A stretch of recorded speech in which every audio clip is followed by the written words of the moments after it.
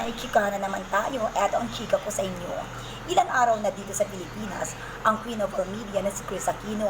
Pero hindi pa rin sila nagkikita ng personal na ibigang si Boy Abonda. Looking forward na raw ang King of Talk sa pagkahat ng TV host actress ngayong nakauwi na ito ng bansa. Pero kahit hindi sila nagkikita ng personal, ay palagi naman daw silang nag-uusap through cellphone at nagkukumustahan tuloy lamang ang kanilang regular na komunikasyon. At alam niyo ba, natanong si Tito Boy Abonda sa mga media tungkol kay Chris sa naganap na intimate press con para sa latest episode ng kanyang My Mother, My Story featuring Pinoy Paul Walter AJ Ubiana. Paliwanag naman ng premierong TV host kung bakit hindi pa sila nagkikita ni Chris at puro telepono na lang sila nag-uusap.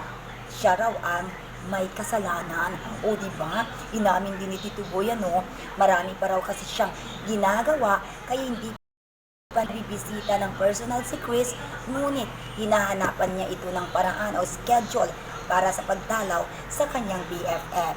Natanong din si Tito Boy tungkol sa kumakalat na chika na kaya raw umuwi si Chris Aquino dito sa bansa kasi tatakbo daw ito o kakandidato umano ito sa election 2025. Sagot naman ni Tito Boy, hindi raw ito tatakbo. O tingnan nyo, kayo talaga ha.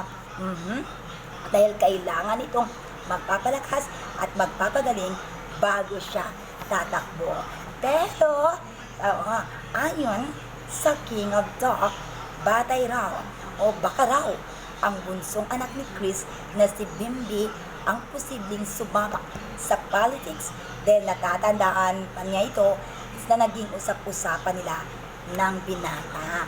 O kayo talaga, hindi na yan tatakbo pa. Hindi pa yan tatakbo si Chris Aquino, ang Queen of all Media. Pero abangan na lang natin. Yan at ngayong araw na to, and the Ate Lem, the Amo, I love you.